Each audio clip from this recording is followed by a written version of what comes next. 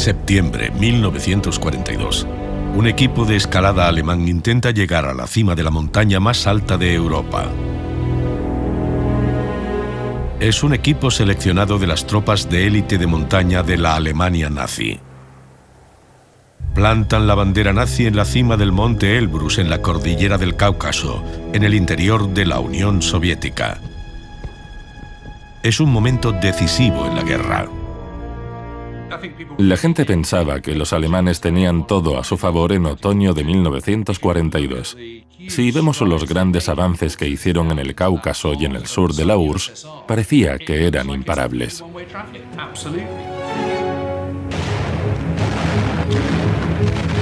Es el apogeo del poderío de la Alemania nazi. Controla grandes territorios y enormes recursos. Hay que tener en cuenta la extensión del Reich alemán a principios de 1942. Abarcaba desde Arcángel, en el norte, hasta el Cáucaso, en el sur. Dominaban un territorio enorme. Pero Hitler quiere mucho más. Cree que el pueblo alemán debe dominar el mundo. Da igual cuántos territorios o prisioneros capture su ejército, nunca está satisfecho. La visión nazi de la guerra es que era esencial para la salud de la raza germana. Debían seguir luchando sin detenerse. Era una guerra sin límites y sin fin. Una nación sin guerra era una nación débil y pobre. La guerra global de Hitler necesita ingentes cantidades de combustible para su enorme cantidad de carros de combate, aviones y barcos. A pocos kilómetros del monte Elbrus se encuentran los vastos campos petrolíferos del Cáucaso, que debe tomar para derrotar a la Unión Soviética e impulsar su conquista. Pero Hitler debe apresurarse. A pesar de la propaganda nazi, la industria alemana sufre escasez de materias primas, desde acero hasta caucho. Si Hitler no puede hacerse con todo lo necesario para su maquinaria bélica, sus planes para dominar el mundo fracasarán.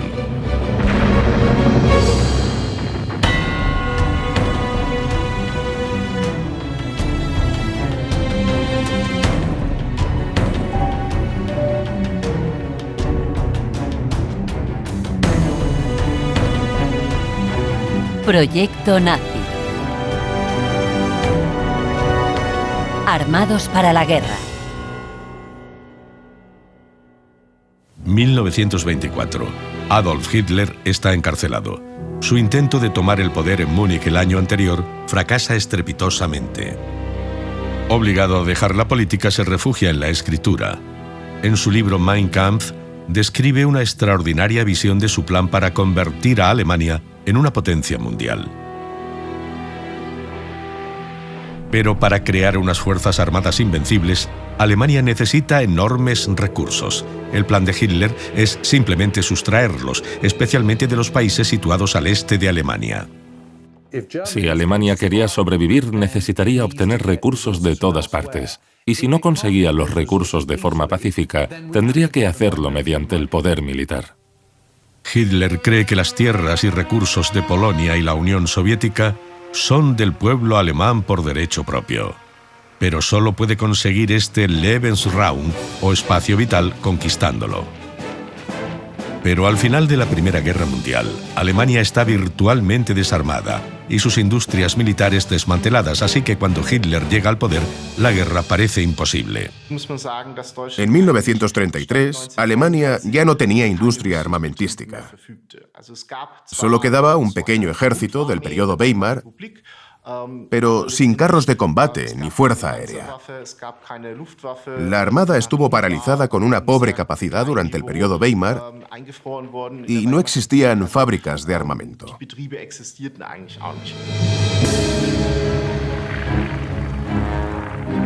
Sin embargo, las Fuerzas Armadas alemanas no permanecen ociosas. A pesar de las restricciones impuestas por los aliados, trabajan en secreto para reconstruir su poder de combate. Tienen planes para una rápida expansión militar. En los años 20, el Reichswehr ya adiestraba a sus hombres a un nivel por encima de sus rangos. Esto ayudó a aumentar progresivamente A pesar de los problemas, el tamaño del ejército, desde una pequeña fuerza de 1.500 hasta más de 4,5 millones. El ejército de Weimar, el Reichswehr, siempre aceptó ser una fuerza de transición, en el sentido de que pretendían expandirlo en el futuro y sabían que ese día llegaría. Tenían prohibida una fuerza aérea, una armada mayor y tener carros de combate. Eso implicaba que tenían que pensar en algo original y estar abiertos a soluciones tecnológicas a su problema. El ejército alemán trabaja de modo encubierto para crear las armas más modernas que sorteen esas restricciones. Una falsa empresa ubicada en Holanda trabaja en el diseño de un nuevo submarino que construye para otros países como Finlandia y Turquía. Alemania obtiene valiosa información que emplea para construir sus propios submarinos mejorados.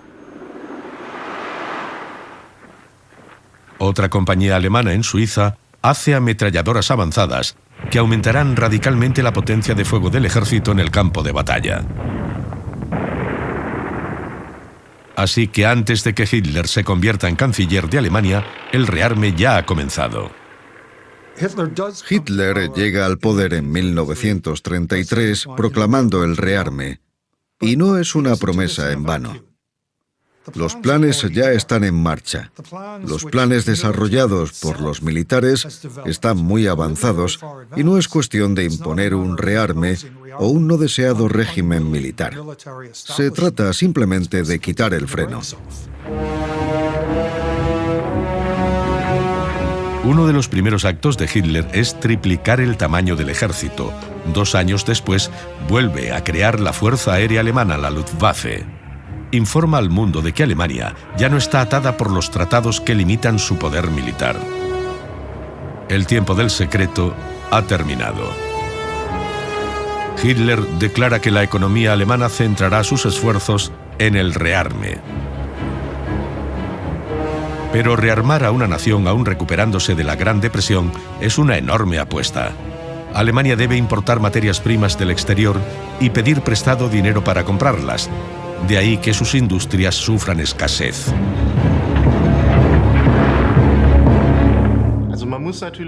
El problema de dotar al ejército de armamento moderno consistía en que no tenían industria para fabricarlo. En 1933 no había fábricas de carros de combate, por lo que primero debían construirlas. Pero el impulso del rearme es muy popular, ya que promete millones de nuevos y bien remunerados empleos. El Ministerio de Ilustración Pública y Propaganda, como era llamado, publicitaba ganar la batalla del trabajo. La gente volvería a trabajar. Y lo consiguieron. Fue posible en gran medida gracias a la financiación del déficit, pero tenían algo positivo que vender.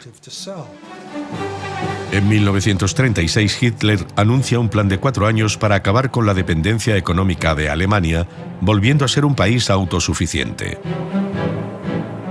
Su primer objetivo es incrementar la producción de acero. Sin él no se puede fabricar ninguna de las armas que necesitan el ejército, la marina y la aviación. Los resultados llegan con rapidez. 3 de octubre de 1936. Adolf Hitler presencia la botadura del Scharnhorst. Con 38.000 toneladas es con mucho el buque de guerra más poderoso de Alemania, su primer acorazado desde la Primera Guerra Mundial.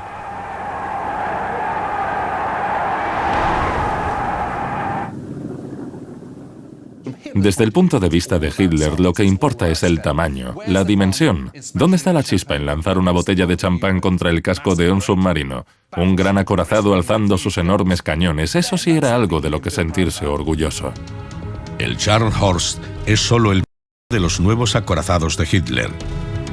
Su hermano gemelo, el Gneisenau, está en proyecto. Posteriormente son votados 2 acorazados aún mayores, el Bismarck y el Tirpitz. Con 50.000 toneladas cada uno, están entre los acorazados más grandes del mundo. Hitler quiere una armada que pueda desafiar el control británico de los mares y está decidido a evitar lo que ocurrió en la Primera Guerra Mundial, cuando un bloqueo naval cerró los puertos alemanes obligándolos a la rendición. Pero hay un error fatal. Alemania no tiene suficientes recursos para construir una flota próxima al tamaño de la de sus enemigos. El plan maestro para crear una gran flota de superficie fue una de las decisiones más alocadas que tomaron los nazis. No tenía sentido bajo ningún concepto. Tienen una armada muy pequeña y poseen muy pocos recursos. Tienen una enorme demanda de mineral de hierro y de acero, que están usando para construir su fuerza aérea, la Luftwaffe, para construir carros de combate, armas y demás equipo. En un caso así, no se pueden malgastar vastos recursos en una flota de grandes acorazados que, de todas formas, quedará corta comparada con la británica, la francesa y, por supuesto, la estadounidense. Al inicio de la guerra, la Armada británica cuenta con 15 acorazados, igual que la estadounidense. La francesa, 7. Alemania, solo 4. 2 de ellos muy antiguos, por lo que la armada alemana se encuentra sobrepasada. El ambicioso plan de Hitler saca a la luz un gran problema con la industria del acero.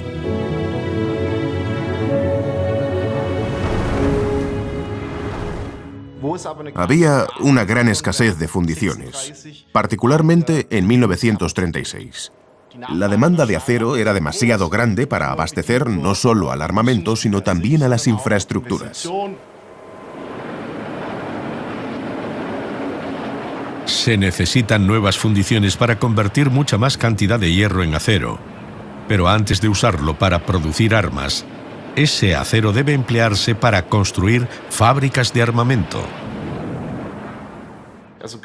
Para equipar al ejército y a la Luftwaffe, había que construir fábricas y maquinaria antes de hacer armas, por lo que la industria del acero se benefició enormemente. Construir fábricas requería acero, por lo que se beneficiaban por partida doble, produciendo armas y suministrando acero para que otros construyeran sus fábricas de armamento.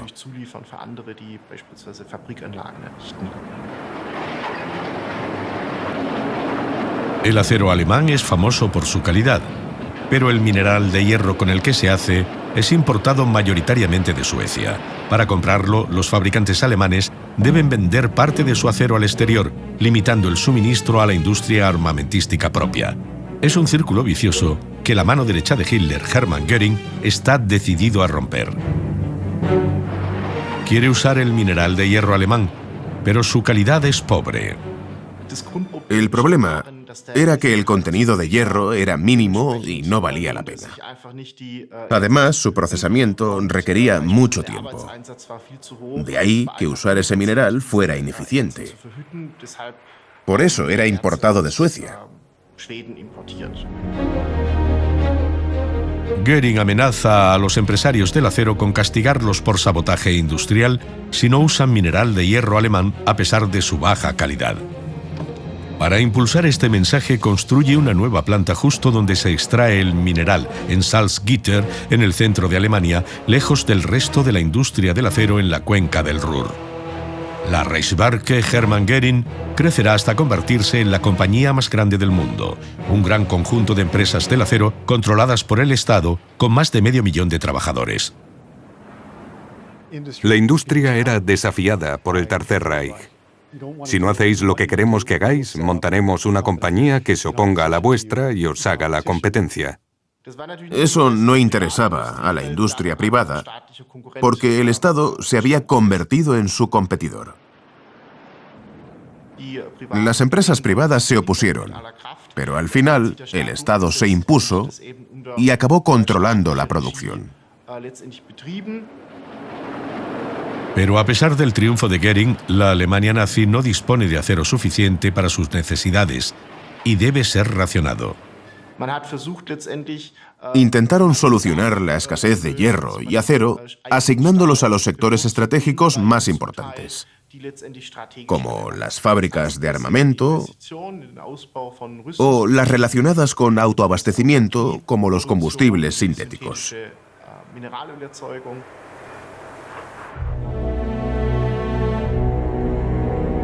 Politz, en la costa del Báltico. Estos edificios en ruinas fueron en su día los complejos industriales más importantes de la Alemania nazi. Este enorme complejo tenía prioridad sobre el acero, porque producía el recurso más importante de todos: combustible. El problema era que Alemania tenía muy poco petróleo propio, y aunque incrementaron su producción durante el periodo nazi, seguía siendo minúsculo para las necesidades del país. Con tan poca cantidad propia, la gran compañía alemana IG Farben intenta encontrar la forma de hacerlo de modo sintético. En los años 20 obtienen un avance, creando un proceso para hacer crudo a partir del carbón. Usando la química, pudieron sustituir el petróleo por el carbón. Esto fue muy importante durante la guerra.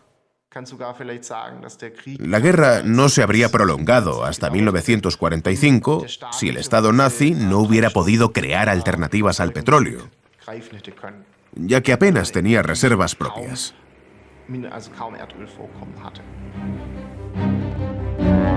Pero justo antes de que IG Farben comience con la producción, sufre un gran revés. La primera planta de combustible sintético del mundo abrió en 1927, al mismo tiempo en el que se descubrieron grandes yacimientos en Texas y Oklahoma. Debido al descubrimiento de petróleo y con la depresión, el precio cayó en picado. Y por tanto, a IG Farben le fue inviable producirlo de forma sintética. Pero cuando Hitler llega al poder, hace a IG Farben una oferta extraordinaria. Garantiza pagar a precio de mercado cada gota de combustible sintético que puedan producir. Para los nazis, ese subsidio merece la pena si hace a Alemania autosuficiente. La escasez de petróleo del país se verá compensada por sus abundantes reservas de carbón. Se construyen 20 refinerías sintéticas. Los químicos de IG Farben desarrollan otro recurso vital para el rearme alemán: un caucho artificial llamado Buna, también a partir del carbón. Es necesario para los miles de ruedas de aviones y camiones, así como para millones de máscaras de gas. También se usan en las miras de cañones de carros de combate y en los compartimentos estancos de las escotillas de los submarinos. La pericia de los científicos alemanes hace posible la escalada militar de Hitler. Fue esencial para llevar la guerra más allá de las fronteras alemanas, disponer de ese combustible y ese caucho sintéticos, mediante lo único que Alemania tenía en abundancia: carbón y el ingenio de esa industria en particular. No hay escasez de científicos brillantes, pero a la industria alemana le falta coordinación y planificación. Los industriales preferidos de los nazis se llevan los mejores contratos, pero a menudo malgastan dinero en proyectos favoritos. La estructura del Estado nazi era como la de una empresa privada. Las luchas internas y su política de divide y vencerás no fomentaban la producción masiva. Lo realmente necesario era una producción en serie, una ingeniería inteligente y concentración. Es importante entender que la economía del Tercer Reich no estaba controlada por el Estado, como era el caso de la Unión Soviética. Las empresas privadas seguían manteniendo sus propias fábricas y los dueños gestionaban esas fábricas con el objetivo de aumentar sus beneficios. Naturalmente, eso implicaba que su principal motivación no era producir el máximo número de armas, sino lograr maximizar sus beneficios. Para mí, el ejemplo clásico de recursos malgastados está en el caso de la máscara de gas barata. Llama la atención cuando ves a las tropas alemanas en un cómic o en una película. Aún en blanco y negro se les ve con ese cilindro colgando en la espalda. Es un contenedor recauchutado con correas y una funda en la que llevar cristales adicionales, totalmente exagerado e inútil. ¿Qué tenía de malo una bolsa de lona? El acero no solo se malgasta en esto. Millones de cantimploras suministradas a los soldados están hechas de aluminio, aunque tenga que ser importado. Ese aluminio se necesita para hacer aviones.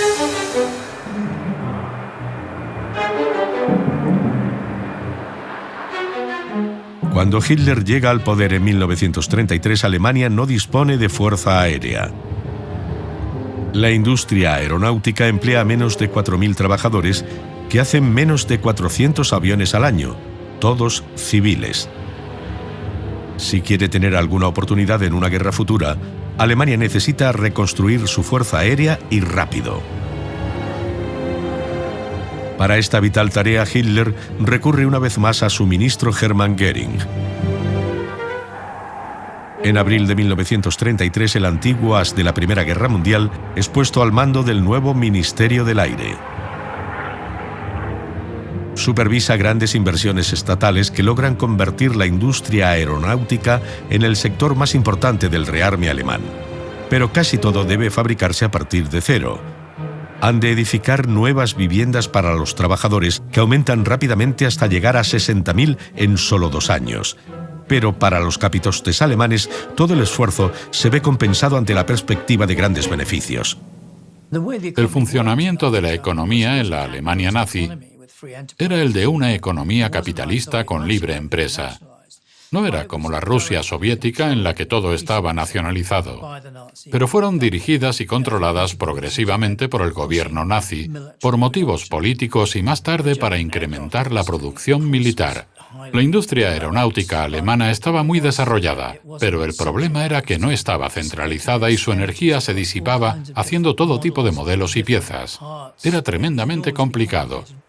La industria alemana en los años 30 estaba por debajo de la estadounidense en términos de producción en serie. La introducción de la producción en serie era muy limitada, de la manera en la que la entendemos.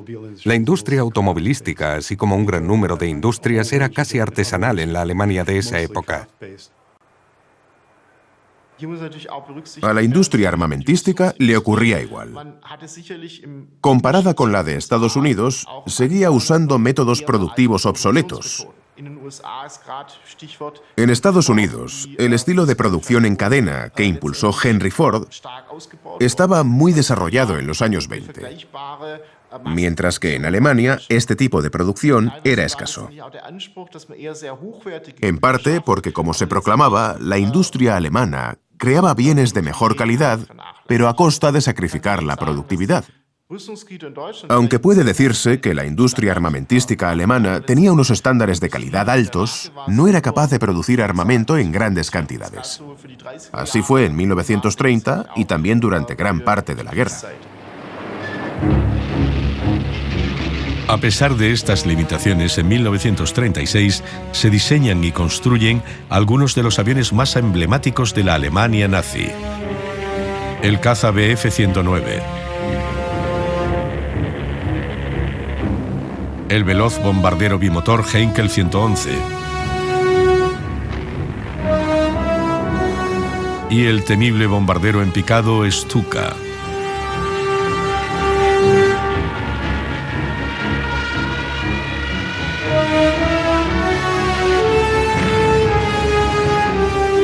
Con estos modernos aviones, la Luftwaffe puede compensar la escasez de carros de combate y artillería pesada del ejército.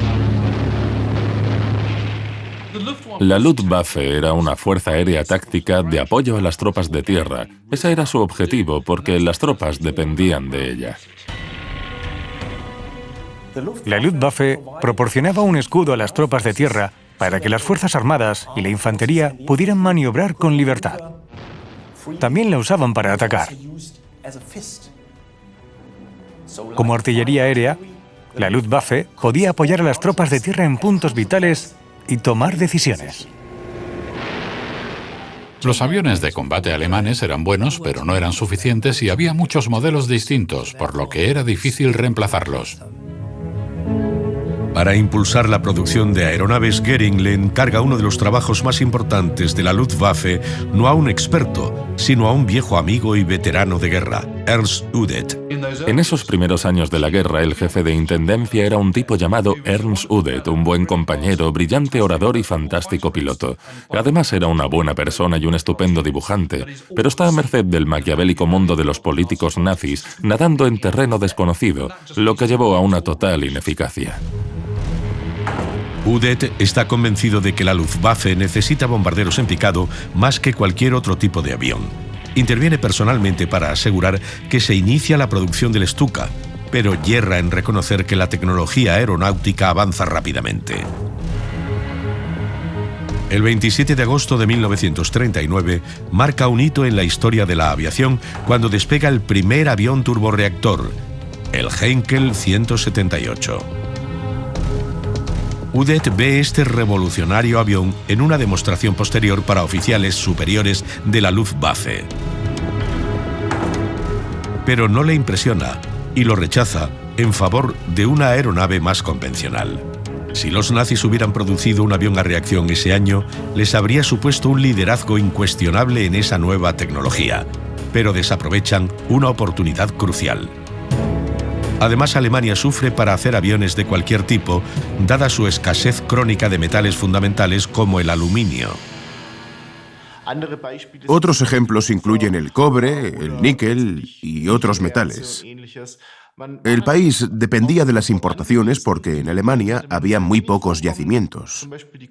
Por ejemplo, los de cobre eran muy pobres y desde el punto de vista económico no era buena idea explotarlos, pero lo hicieron de todas formas para permitir al menos una producción local, aunque requería más mano de obra y era relativamente improductivo. Pero Hitler tiene un extraordinario golpe de suerte al estallar la guerra civil en España en 1936. Hitler se ofrece entusiasta afirmando que solo quiere ayudar al general Franco, fascista, a proteger Europa contra el comunismo. Entre 1936 y 1939 los alemanes desplegaron la Legión Cóndor en la Guerra Civil Española. Allí ganaron experiencia en el combate moderno, particularmente en apoyo aéreo y guerra acorazada. El ejército alemán se apresuró a difundir esta experiencia, por lo que se convirtió en conocimiento más o menos común en las Fuerzas Armadas alemanas. Sin embargo, Hitler no aplasta a los enemigos de Franco gratis. Alemania se cobra con grandes cantidades de hierro, cobre y otros metales cruciales. Para aprovechar esta ganancia inesperada, en 1936 Hitler envía tropas a reocupar Renania, sede de gran parte de la producción de acero germana. Es una flagrante violación del Tratado de Versalles, pero Hitler se sale con la suya. Y la pacífica invasión de la vecina Austria en marzo de 1938 añade literalmente una montaña de materias primas al Reich, además de millones de trabajadores. La anexión de Austria fue especialmente importante para la industria del acero, ya que Austria tenía abundantes depósitos de mineral de hierro de calidad. Había incluso una montaña de hierro, llamada así por la cantidad de mineral que tenía. Con la anexión también se hacían con la producción de acero de Austria, que incluía muchas compañías productoras y procesadoras de este metal. El siguiente objetivo de Hitler es Checoslovaquia. Primero ocupa la región de etnia alemana, los Sudetes. Luego se hace con el resto del país en marzo de 1939. La mano de obra adicional es bienvenida, pero no es todo lo que busca.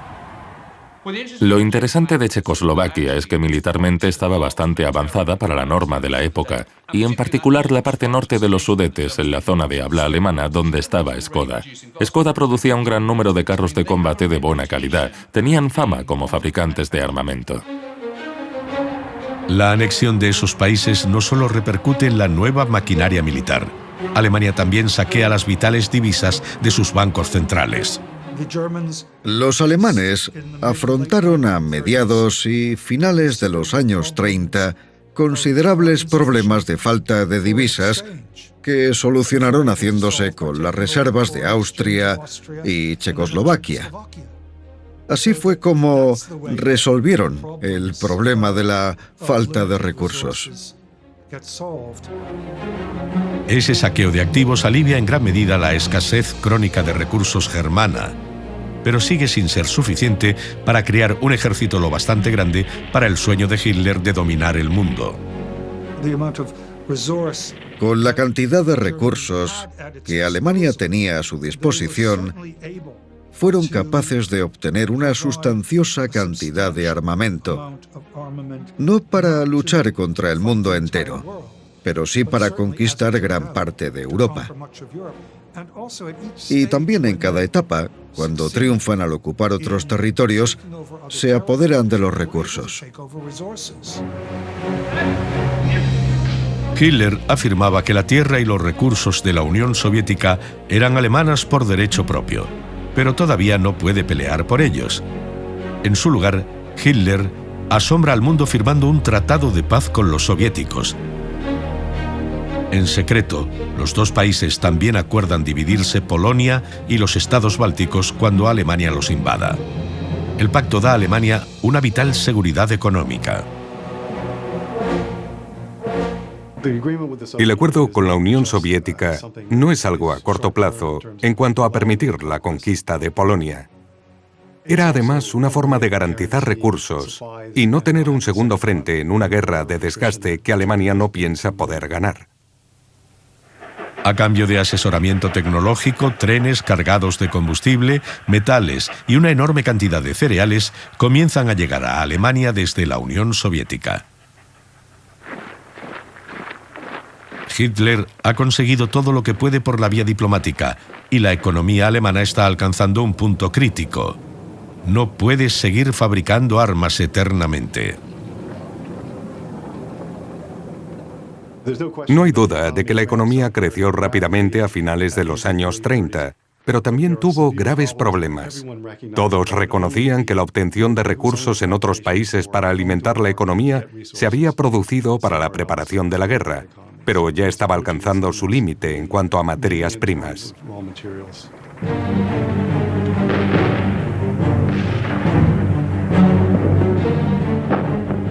El 1 de septiembre de 1939, Hitler lanza la guerra que lleva tiempo planeando.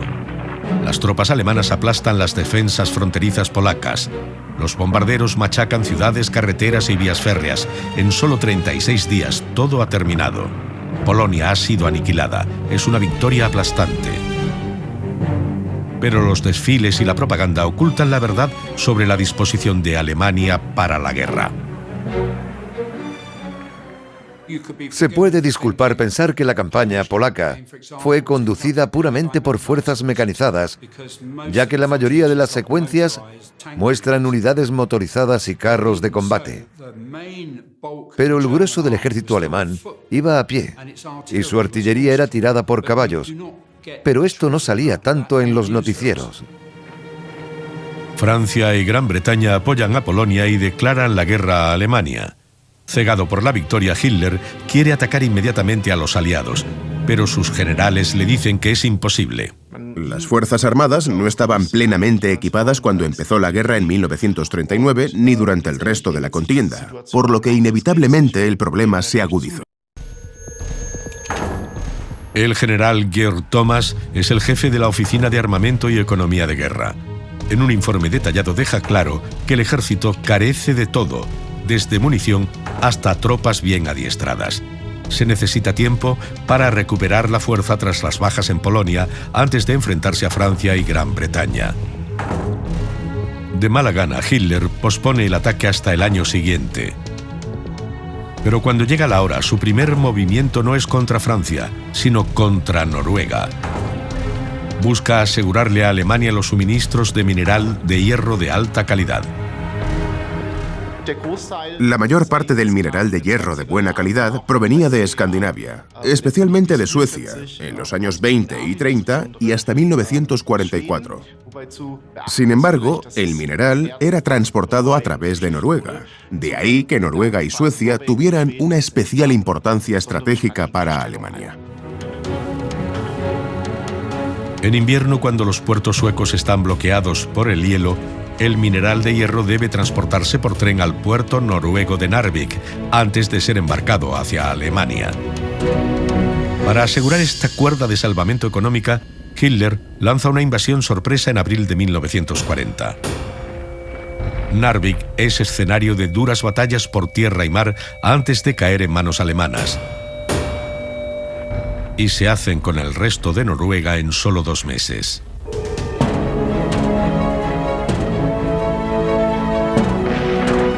La invasión de Europa Occidental es igual de rápida. Las divisiones Panzer aplastan las defensas de Francia y los Países Bajos.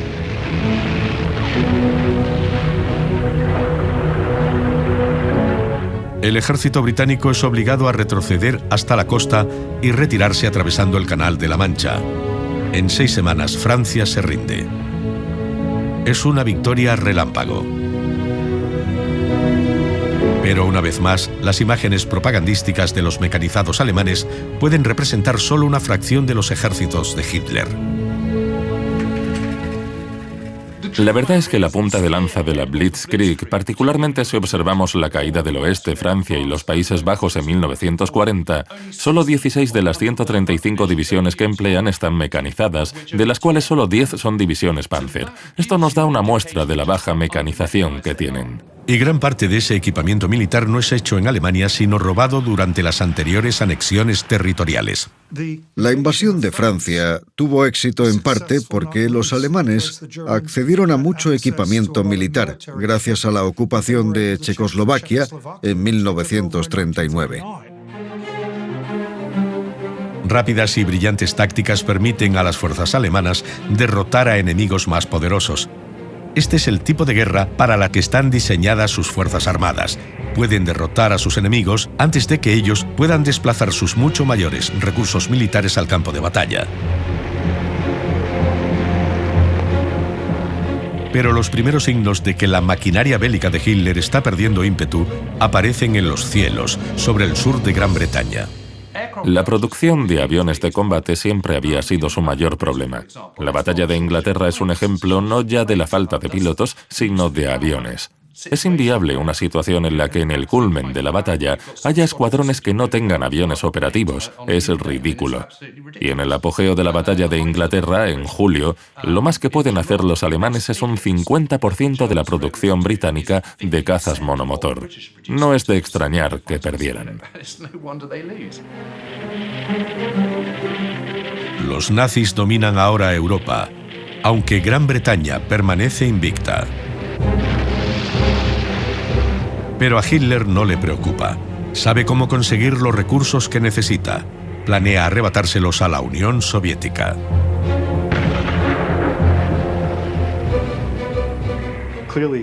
El deseo de controlar más cantidad de materias primas, combustible y otros recursos es lo que conduce a la política militar a tomar la decisión en 1941 de entrar en guerra con la Unión Soviética. Todos saben que invadir Rusia es un enorme riesgo, pero los generales que antes dudaban si atacar a Gran Bretaña y Francia, ahora están a favor de seguir la guerra. El desfile de Hitler, tras la caída de Francia, causó una gran impresión tanto en ellos como en la sociedad alemana. Quizás este hombre no es alguien corriente, quizás sea diferente. Y con Barbarroja le dieron el beneficio de la duda. Hitler cosechaba éxito tras éxito. ¿Por qué no iba a tenerlo de nuevo? Pero un militar no está de acuerdo. El general Thomas prepara otro informe. Revela que el ejército solo tiene combustible para 2 meses de campaña y que las ruedas de caucho artificial no van a sobrevivir a las duras condiciones de Rusia. Göring se niega a entregar el informe a Hitler y le dice a Thomas que con el botín que están obteniendo del oeste no pueden fracasar. Thomas es uno de los pocos en el ejército que pensaba en términos correctos y en profundidad en los límites de la economía alemana y la relación con su capacidad militar. El 22 de junio de 1944 comienza la Operación Barbarroja, la invasión de la Unión Soviética. 3 millones de soldados alemanes en 3 grandes ejércitos se ponen en marcha hacia Leningrado, Moscú y Kiev. Hitler cree que estas ciudades son centros clave del comunismo. Al principio la invasión es un éxito asombroso. El ejército alemán mata y captura a cientos de miles de soldados soviéticos y conquista amplios territorios. El ejército cree que Moscú debe ser el principal objetivo, pero tras 2 meses, Hitler ordena a todos los efectivos que se dirijan al sur, a Kiev y Ucrania. Cuando sus perplejos generales se quejan, les dice que no saben nada sobre los aspectos económicos de la guerra. Hitler pudo acusar a los generales de no entender de economía, pero él tampoco entendía demasiado. Lo que describía no era una visión económica del mundo, sino de materias primas, de bienes y del poder que se obtiene gracias a todo ello, tanto en términos de consumo como en proyección del poder militar, que es lo que Hitler buscaba. Hitler quiere hacerse con los enormes yacimientos de carbón en torno a la ciudad de Kharkov. La guerra está agotando las que fueran abundantes reservas de carbón alemanas, y es el ferrocarril, la Reichsbahn, el que lo sufre. Hay que recordar que el nexo de unión del esfuerzo de guerra alemán en términos de movilidad no es la Fuerza Aérea ni los Panzer, sino la Reichsbahn. Y la razón por la que la Reichsbahn tiene un papel tan importante es porque no usa petróleo. Los trenes de vapor usan carbón, recurso que los alemanes sí tienen. Los yacimientos de Ucrania de carbón son ocupados, pero el desvío de Hitler ha consumido demasiado combustible vital. Otras carestías revelan que el ejército no está preparado para tan masiva operación. El avance se detiene incluso antes de que llegue el invierno. Hay una larga lista de razones por las que la Operación Barbarroja fracasó. Por ejemplo, falta de logística, falta de recursos y de reservas, la dura resistencia soviética, el constante cambio de objetos operativos, fuera Moscú, Kiev o San Petersburgo. Pero hubo un factor que no tuvo ningún papel en el fracaso: la llegada del invierno. Cuando llegó en 1941, la Operación Barbarroja ya había fracasado. Es el primer revés grave de los nazis. Mueren más de 180.000 soldados alemanes.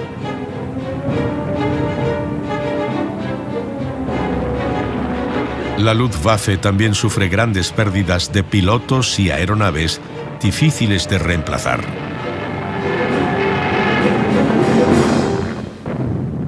La Luftwaffe es el símbolo que personifica el éxito y la brillantez de las Fuerzas Armadas alemanas.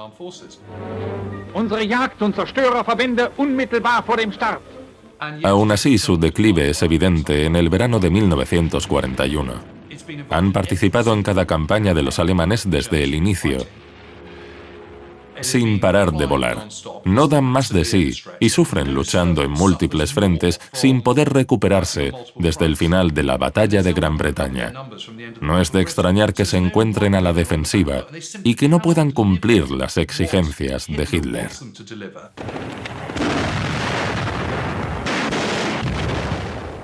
Pero sus enemigos soviéticos también están sufriendo terribles bajas y asimismo su economía está dañada grandemente. Las pérdidas soviéticas en 1941 fueron enormes. Estaban ocupados trasladando sus fábricas a los Urales e intentando recuperar fuerzas. El esfuerzo de guerra alemán es completo y no hay duda de que el ejército alemán, en la primavera de 1942, sigue siendo impresionante.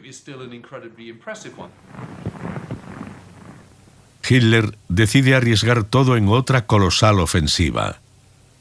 Esta vez, su objetivo son los campos petrolíferos soviéticos del Cáucaso, en un intento final de apoderarse de los recursos que tan desesperadamente necesita. Era un objetivo muy importante e indica claramente que la industria sintética no es capaz de suministrar todo lo que Alemania necesita. Las plantas alemanas de combustible sintético están a su máxima capacidad desde el inicio de la guerra, pero solo pueden suministrar 1/4 del consumo total del país. Los aliados tienen mucho más combustible que los nazis. Para situarnos, lo máximo que los alemanes usan de combustible son unos 25 millones de litros en 1944. Solo el uso doméstico británico es de unos 100 millones de litros en el mismo año, sin incluir el uso para la guerra. Así que el consumo doméstico británico es 4 veces mayor que el total de Alemania en un año. Hacerse con los extraordinariamente productivos campos petrolíferos en torno a Bakú, en el sur del Cáucaso, supondría una enorme diferencia para Alemania. Suministran el 85% del petróleo de la Unión Soviética.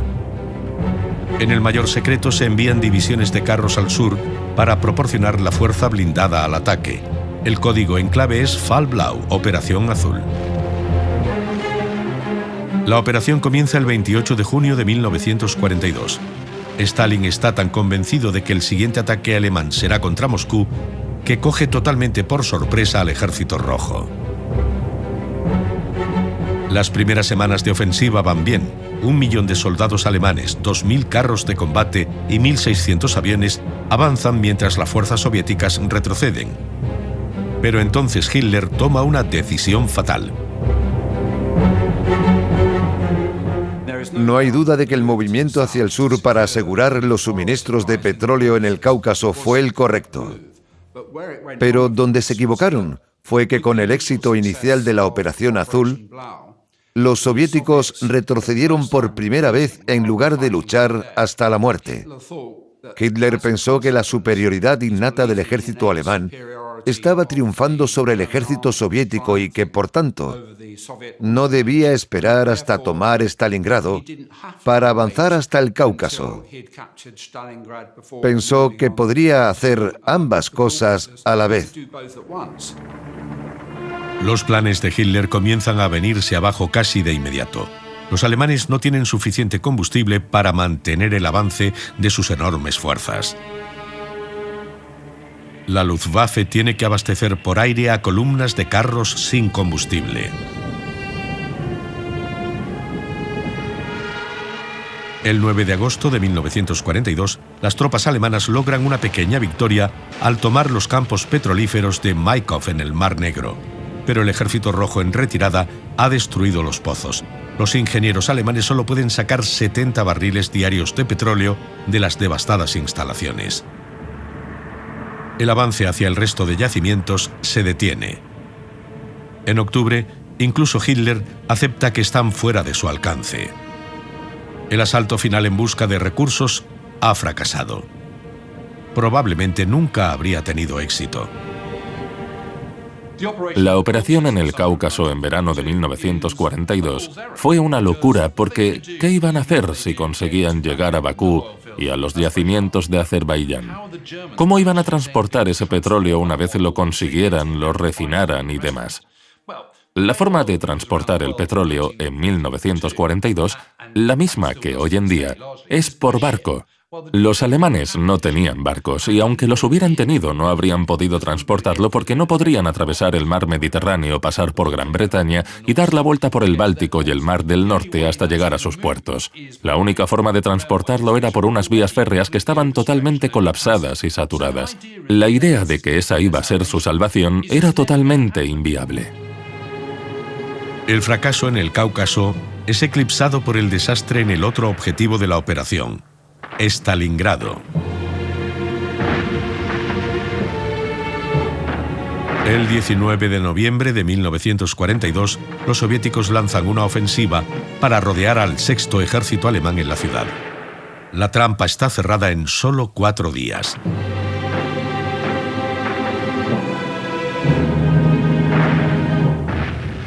Los intentos de liberar al sexto ejército fracasan. Los desmoralizados y hambrientos alemanes no intentan escapar. Tras un cerco de 2 meses, los últimos defensores se rinden. Creo que tras perder el sexto ejército en Stalingrado, los alemanes más racionales reconocieron que las posibilidades de ganar la guerra con claridad no existían. No iba a ser posible. Mucha gente cree que la derrota alemana en Stalingrado acabó con el sueño de Hitler de dominar el mundo. Pero su fracaso a la hora de ocupar los yacimientos petrolíferos al sur de la ciudad fue un golpe incluso mayor. Aunque hubiera tenido éxito, la idea de Hitler de que Alemania podía obtener la victoria apoderándose de unos recursos que no tenía era errónea. Eran como niños en una tienda de golosinas. Se hacían con todo y lo enviaban a Alemania. Por ejemplo, las reservas de combustible y carbón de Francia. Se usan, se gastan y ya no hay más. El cebo de conseguir más recursos conduce a Hitler a invadir territorios aún más grandes, haciendo más y más enemigos. Es la receta para una guerra sin fin, una guerra que Alemania no puede ganar. Pero Hitler no lo ve así. Para Hitler el mundo era blanco y negro, no había gris. Es el Reich del milenio o el fin del mundo, y estamos todos en ello. O el pueblo alemán es lo bastante fuerte para derrotar a sus enemigos y ganar, o todos caerán y en ese caso se lo merecerán. Así era su visión del mundo, así lo veía él. La visión de la guerra de los nazis es que era una cuestión necesaria para la prosperidad de la raza alemana, y por eso lucharon sin detenerse. Una guerra sin límites, una guerra sin fin. Sin recursos decisivos suficientes como el acero, el caucho, el aluminio, el carbón y especialmente el petróleo, el destino de Alemania está sellado. Aunque las fábricas continúan trabajando, construyen aviones que nunca volarán y carros de combate que no se moverán porque no habrá combustible para sus motores. El sueño de Hitler de dominar el mundo se ha acabado.